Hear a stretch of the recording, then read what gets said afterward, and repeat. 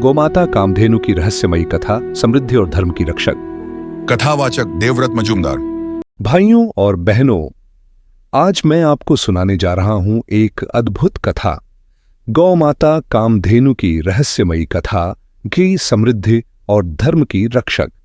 वह गाय जो केवल गाय न थी बल्कि स्वयं समृद्धि और धर्म की रक्षक थी। बहुत समय पहले देव और असुर अमृत की खोज में क्षीर सागर का मंथन कर रहे थे। मंदराचल पर्वत मथानी बना, वासुकी नाग रस्सी और समुद्र का मंथन आरंभ हुआ। धीरे धीरे समुद्र से रत्न निकले। चंद्रमा, देवी लक्ष्मी, कल्पवृक्ष, अप्सराएं और अंततः एक दिव्य स्वरूप प्रकट हुआ। वह थी कामधेनु गौ माता, स्वर्णमयी आभा से युक्त, सभी इच्छाओं को पूर्ण करने वाली। देवताओं ने कहा, यह गौ माता तपस्वियों के लिए होंगी, इनके बिना यज्ञ अपूर्ण है। यह धर्म और समृद्धि का आधार बनेंगी। एक दिन राजा विश्वामित्र अपने विशाल दल बल के साथ शिकार करते करते वशिष्ठ आश्रम पहुंचे। ऋषिवर, हम आपके अतिथि हैं। हमारी पूरी सेना भूखी प्यासी है। आप इतने छोटे से आश्रम में हमारे सत्कार की व्यवस्था कैसे करेंगे?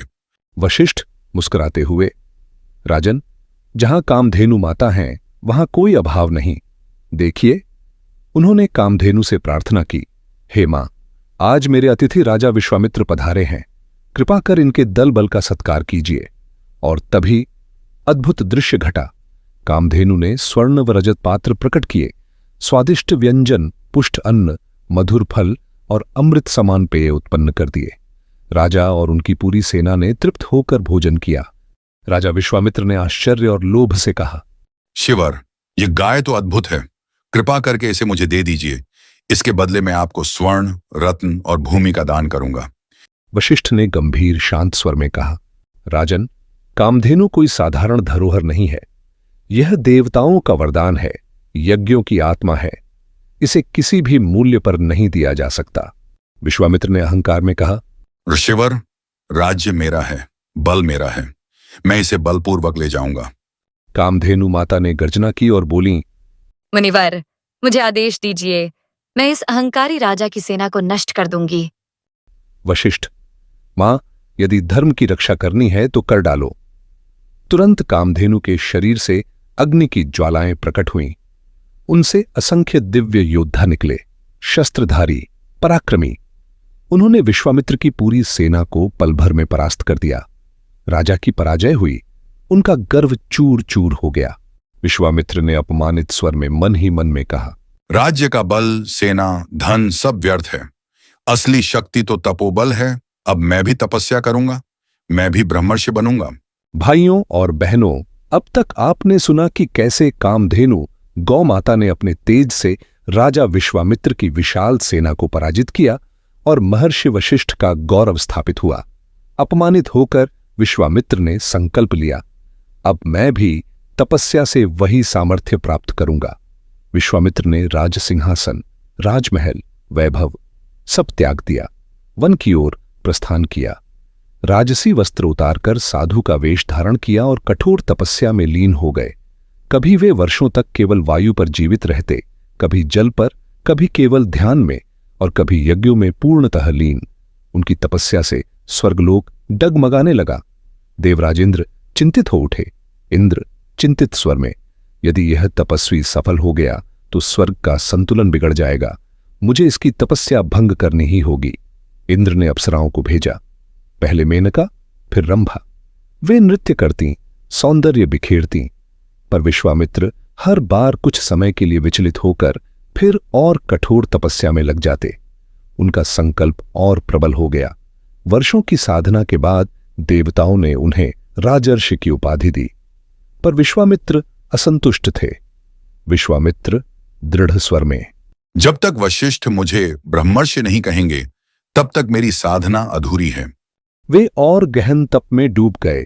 हजारों वर्षों की साधना के बाद उनके तेज से पूरा ब्रह्मांड आलोकित हो उठा। देवताओं ने महर्षि वशिष्ठ से निवेदन किया, देवगण, ऋषिवर, अब विश्वामित्र ने संपूर्ण तपोबल प्राप्त कर लिया है। इनके भीतर अब न क्रोध है न अहंकार। कृपा कर इन्हें स्वीकार कर लीजिए। तब महर्षि वशिष्ठ ने विश्वामित्र को अपने सम्मुख बुलाया। वशिष्ठ मधुर स्वर में, हे विश्वामित्र, तुम्हारी तपस्या सफल हुई, आज से तुम ब्रह्मर्षि हो। विश्वामित्र की आंखों में आंसू आ गए। उन्होंने विनम्र स्वर में कहा, गुरुदेव, अब मुझे बोध हुआ कि असली विजय राज्य जीतने में नहीं, आत्मा जीतने में है। मैंने क्रोध को जीता, लोभ को जीता और अपने भीतर के अहंकार को भी जीता। यही मेरी सबसे बड़ी उपलब्धि है। इस प्रकार राजा विश्वामित्र, जिन्होंने कभी राजसत्ता पर गर्व किया था, अंततः तपोबल से ब्रह्मर्षि बन गए। भाइयों और बहनों, यह कथा हमें सिखाती है कि असली शक्ति धन, सेना या राज्य में नहीं, बल्कि आत्म संयम, भक्ति और तपस्या में है। हरिओम तत्सत। राजा थे भी धरती के धनी, शक्ति थी असीम अपार, फिर भी वशिष्ठ के तेज के आगे झुका सारा राज दरबार। राजा से ब्रह्मर्षि बने विश्वामित्र, तप की ज्वाला में गढ़े महान। अहंकार छोड़ साधना को अपनाया, बन गए ऋषियों के समान। कामधेनु ने दिखलाया चमत्कार, सेना हुई पल में नाश। वशिष्ठ की वाणी अमृत बनी और जागा भीतर प्रकाश। ओ राजा से ब्रह्मर्षि बने विश्वामित्र, तप की ज्वाला में गढ़। नमस्ते प्यारे दोस्तों, स्वागत है विस्पर्ड मेलोडीज एंड टेल्स में, जहां संगीत और कहानियां एक नई जिंदगी पाती हैं। अगर आपको दिल को छू लेने वाले गीत और मनमोहक कहानियां पसंद हैं, तो आप बिल्कुल सही जगह पर हैं। तो जल्दी से सब्सक्राइब बटन दबाएं और बेल आइकन को टैप करें, ताकि हर नया गाना और कहानी आप तक सबसे पहले पहुंचे। अगर आपको ये पसंद आया हो तो लाइक बटन दबाना ना भूलें। आपका एक लाइक हमारे लिए बहुत मायने रखता है और हमें और बेहतरीन कंटेंट बनाने के लिए प्रेरित करता है। आपके प्यार और सपोर्ट के लिए धन्यवाद। इसी तरह हमारे साथ बने रहें, सपने देखें, सुरों में खो जाएं और कहानियों की दुनिया में डूब जाएं। मिलते हैं अगले वीडियो में।